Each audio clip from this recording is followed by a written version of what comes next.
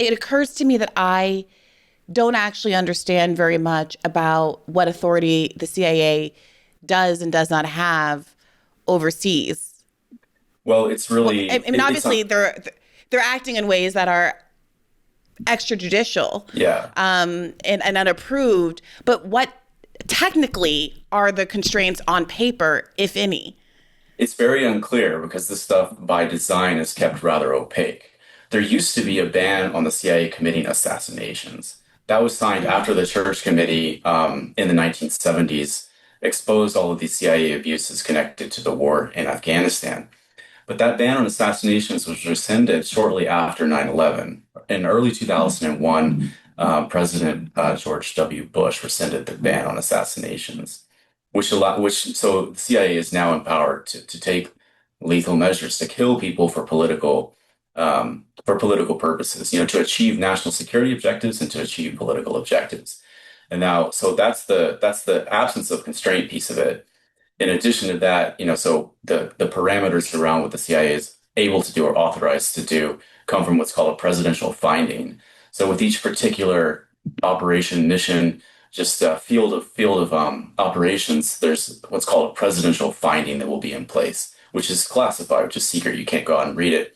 Often it's a patchwork of findings that are working together.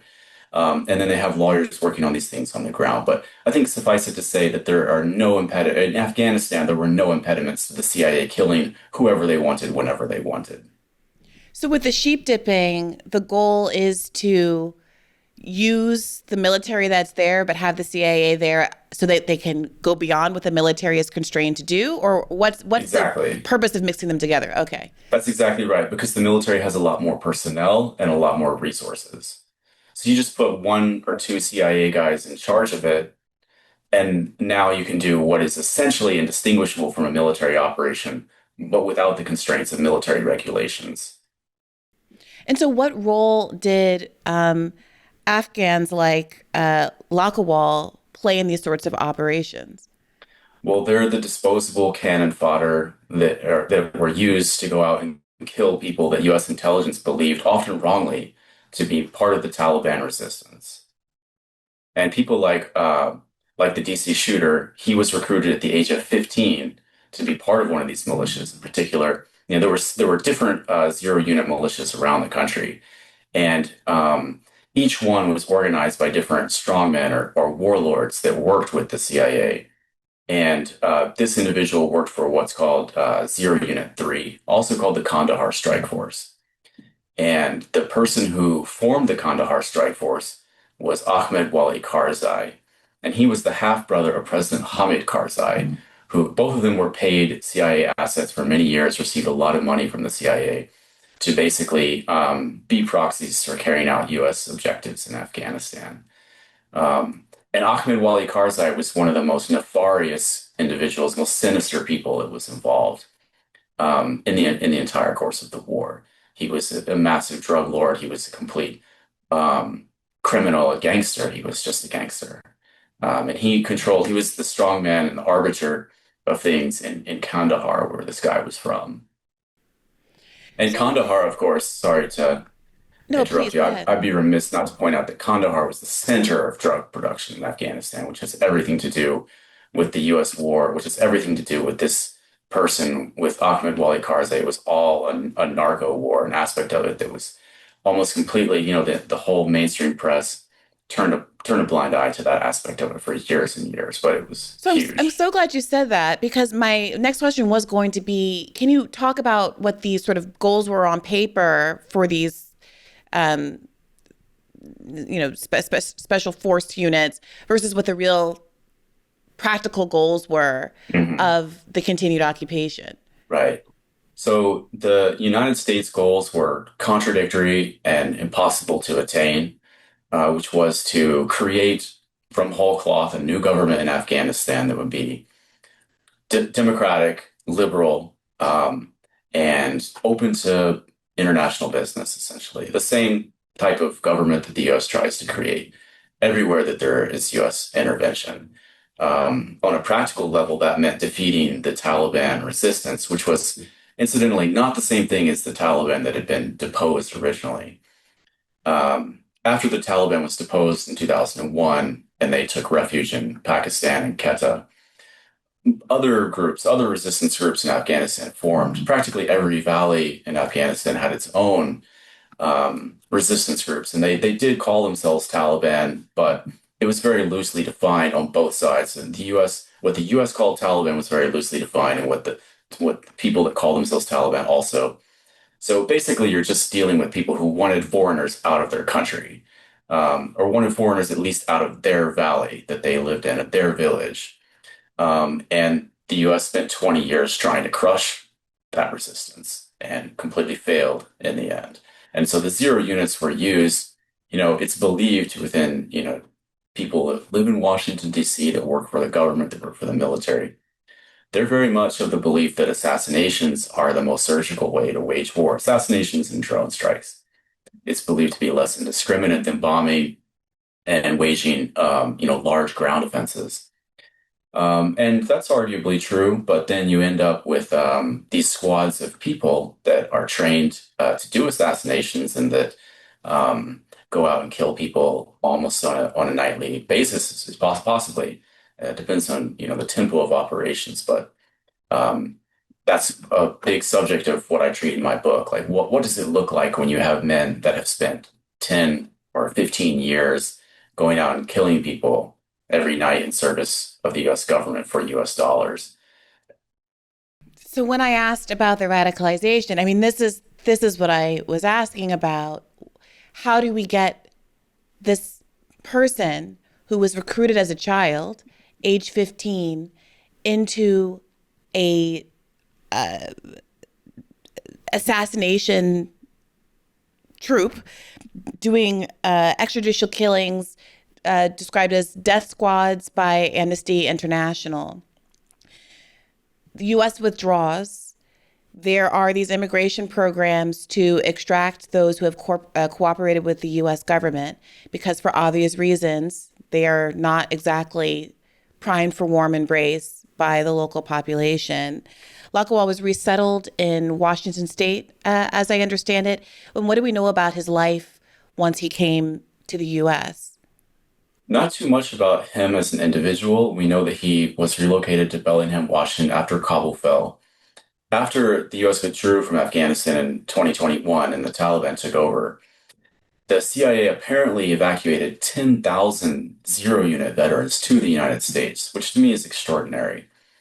Um, and he was one of them. He was one of them. He was settled in It's Bellingham. extraordinary. It's extraordinary. Why? Because of the volume, or because of the sort of obvious, kind of maybe psychological, and other kinds of issues with acclimation. I mean, what strikes you? It strikes you as particularly remarkable about it? Just the number of them. I had no idea there were so many zero unit veterans that were brought to the United States because, I don't want to get this conflated with more general immigration questions Of about the course. advisability of lots of asylum cases or people coming from countries that have been destroyed by U.S. imperialism, what have you. This is kind of a separate and unique issue, or sort of a freestanding issue. Like, how many CIA assassins do we really want to bring to the United States? Um, because it's not hard to imagine some of the risks that inhere in that decision. And of course, it doesn't seem that many people in government or much less the population were consulted in that decision to bring these folks over. There were all these sort of like vet pro NGOs that made it into a big cause. But even as that was happening, I didn't want to raise my voice. A few people wanted to raise their voice and say, no, we need to exclude these people. But honestly, keeping in mind the abject criminality of the Afghan client state and the severity of the crimes that they were involved in committing against the Afghan people, because it was a lot more than just assassinations. They were also, again, these are just gangsters. They're doing assassinations for the CIA, but then they're also using their power and their impunity to traffic drugs, to rape children was a big part of it. Child sex trafficking was a big part of it. So, as horrible as it is to say, they were also doing more routine, sort of banal forms of theft, like stealing cars, kill people, steal their cars, and sell them. They would kill people and take their houses, take their land, and sell that. So um, these are people that really have their hands dirty, and so to bring so many of them to the United States. obviously, had risks. And now we're seeing that obviously for the first time, or not for the first time, but in the most high profile instance. But to answer your question, he lived in Bellingham, Washington. He had a family. He struggled to make a living. He was apparently working for Amazon Flex. And that's about all we What's know. Amazon Flex as compared to the regular Amazon If I delivery? understand correctly, that's where you have even fewer rights than a regular Amazon driver. That's when you use your own car to make deliveries.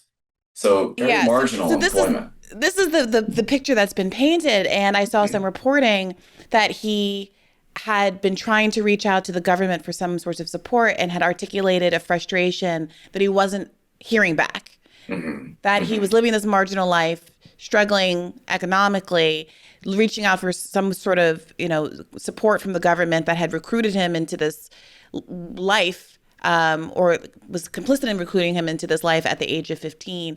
And the government was largely non-responsive. So he apparently had drove across the entire country to come to the United States and shoot these National Guard members who obviously wouldn't have been here at all but for Trump's orders to occupy DC with the National Guard in the way that he has done, in a way that it's very difficult not to construe as some sort of political statement. That political statement is what? Just an attack on symbols of the US federal government and military is what it would seem like. Yeah, right. Yeah. So the New York Times reported that a childhood friend who asked to be identified only as Muhammad because he feared Taliban reprisals said that Mr. Lagunwal had suffered from mental health issues and was disturbed by the casualties his unit had caused. The friend says, quote, "He would tell me and our friends that their military operations were very tough, their job was very difficult, and they were under a lot of pressure," Muhammad said. And then the article goes on to talk about some of the things that you've spoken about in terms of the role that the Zero units played.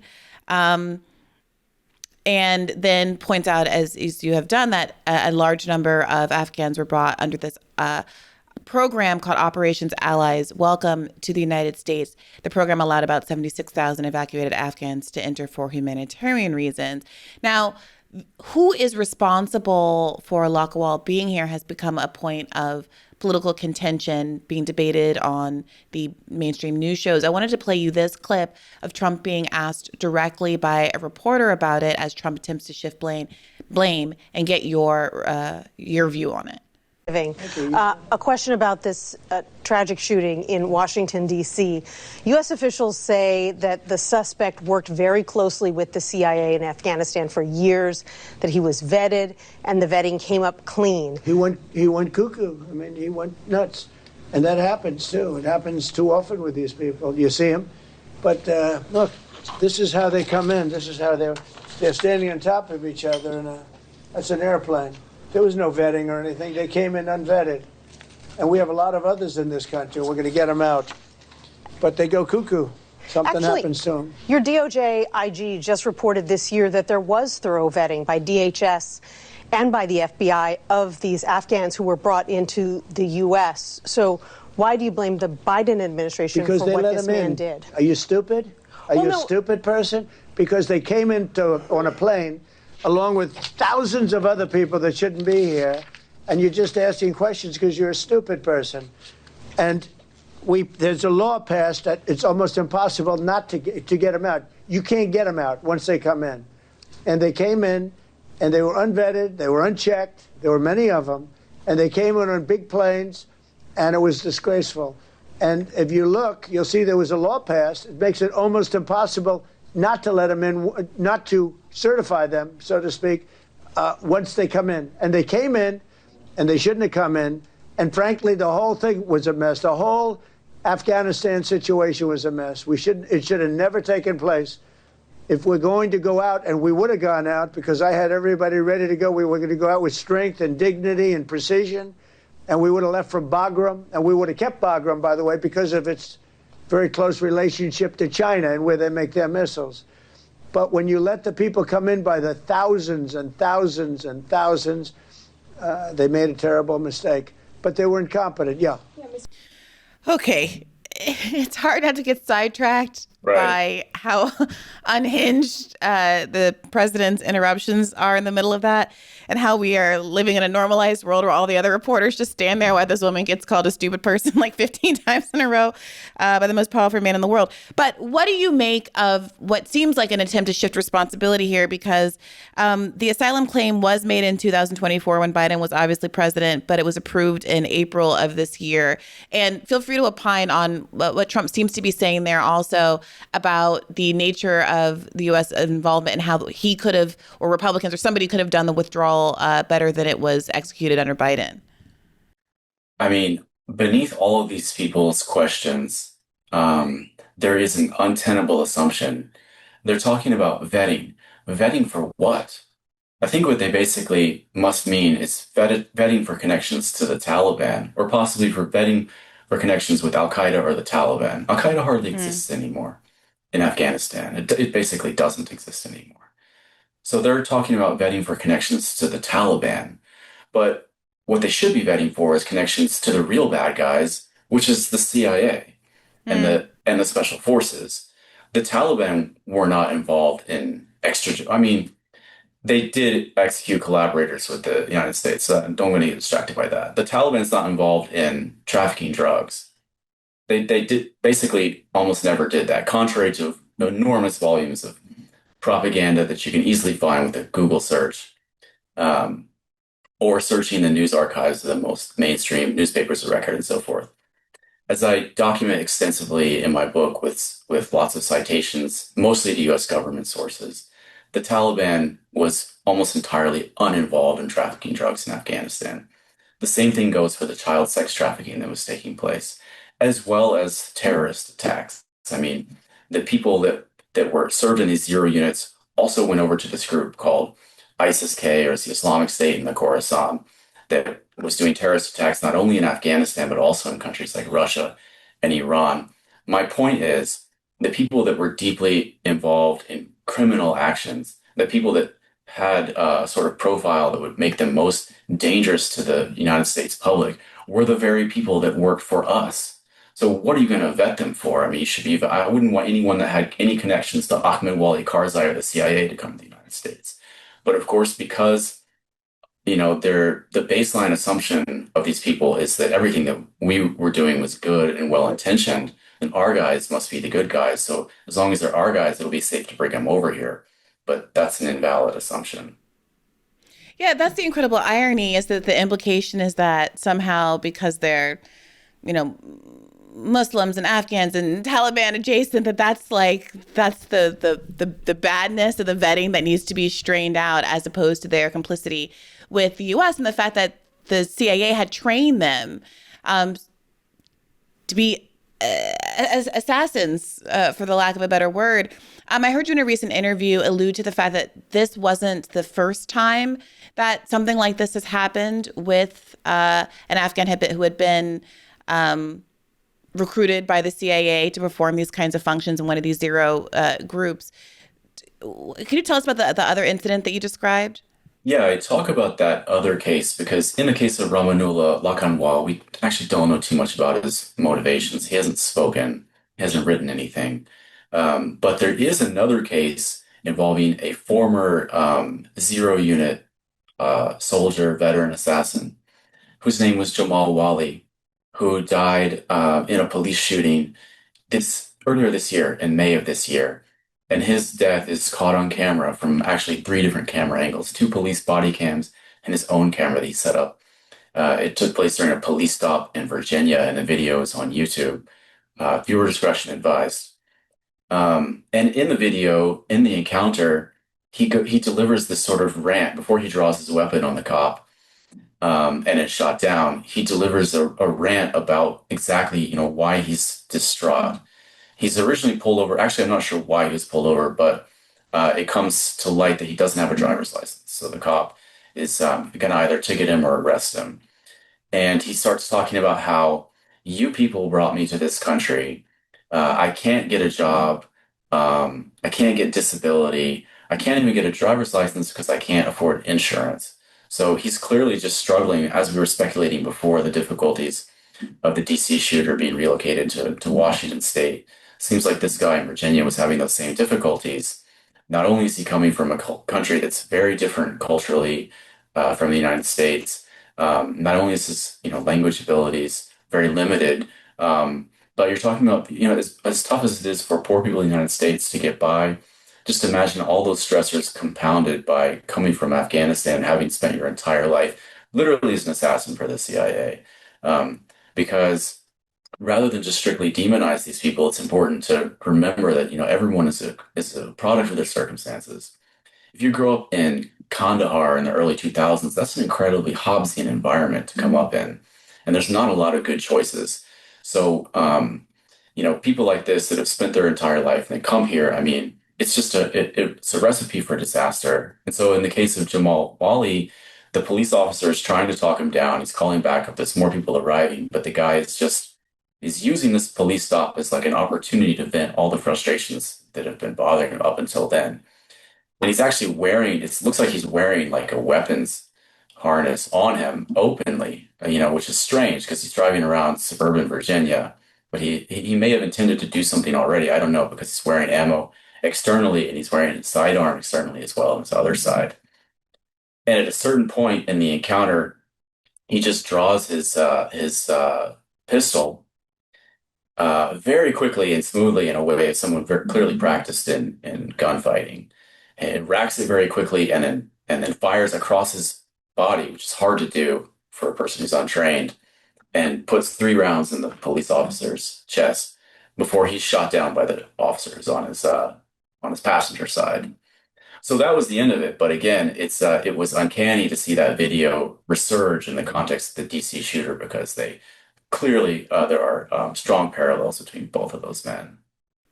I mean, I don't remember that happening earlier this year. Was it as big a news story as this DC shooter? Why not, don't you think? As far as I recall, it wasn't reported. I just happened to see some, I saw an obscure post on social media. Someone else brought it up. Someone besides me found it and said, "Hey, this looks similar," and so I posted it too. I mean, this is pure conjecture, obviously, but I could see there being sort of a incentive for the government not to want people to be talking about this very much, right? Both administrations, both parties are implicated in the war and the subsequent extraction, relocation, and the lack of support that seems to have existed for the people who did relocate, the training of these people, all of it. Everybody's complicit. So, stories about multiple CIA-trained Afghans who have acted out in this way and shot Americans. They can play political football, pass the political football back and forth the way that obviously Trump was trying to do in that clip. But it seems like everybody's hands are just getting dirty. Right. Yeah. And, to the point that Trump was making in that clip that you showed me about, we would have done it better. How would they have accomplished the war in Afghanistan? How would they have accomplished the withdrawal? Was that, the withdrawal had to be done, but needn't have been such a logistical debacle. I mean, there was ways that it could have been better on the margins. They could have planned for it better. They could have not left so precipitously. They did it in secret, by the way. They didn't. They initially put out one date, they did it on a different date. But in any case, the broader point is that ever since the Obama administration, presidents have not wanted to withdraw from Afghanistan because they don't want to take the L that was baked in from all of their own errors and all of their own, prior assumptions and things that they're still not willing to give up belief in. It's worth remembering that the war in Afghanistan could have been entirely avoided because Osama bin Laden, although he was a refuge, or he was a guest of the Taliban, he was staying there at their invitation. When the Bush administration demanded the Taliban turn him over, the Taliban, keep in mind, although it's a very stringent Islamist regime that's extremely conservative, one of the most conservative governments in the world. And I absolutely don't share many facets of their ideology. And they're rightly condemned for their abuses of women, among other things. The Taliban is not a terrorist organization. It's never done any external operations outside of Afghanistan. In fact, it originally emerged to fight the abuses of CIA-backed warlords from a past generation of U.S. intervention. U.S. intervention in the 1980s in Afghanistan. Same sort of thing. The US and the CIA supporting drug trafficking, child raping warlords that make Afghanistan a miserable and violent place to live. The Taliban emerged as in opposition to that, took over originally. We don't have to get into that, older history, but the point is that the Taliban did not pose on their own a threat to the United States. And when Bush demanded that they turn Osama bin Laden over, it said that they refused. If you read like John Lee Anderson, or you read Craig Whitlock, or you read another mainstream newspaper record type reporter, they always repeat this idea that the Taliban refused to turn over Osama bin Laden, leaving the United States with no choice but to invade Afghanistan. I don't understand how those people cannot be aware subjectively that they're lying when they say that. Hey YouTube, thanks for watching. Just a reminder that this is a podcast. You can catch an extra premium episode every Monday for $5 a month at patreon.com/badfaithpodcast. That's patreon.com/badfaithpodcast for $5 a month, an extra episode every week. Additionally, please do consider liking this video, subscribing to this channel. It helps us out. It helps independent media beat the algorithm. We appreciate you. And as always, keep the faith.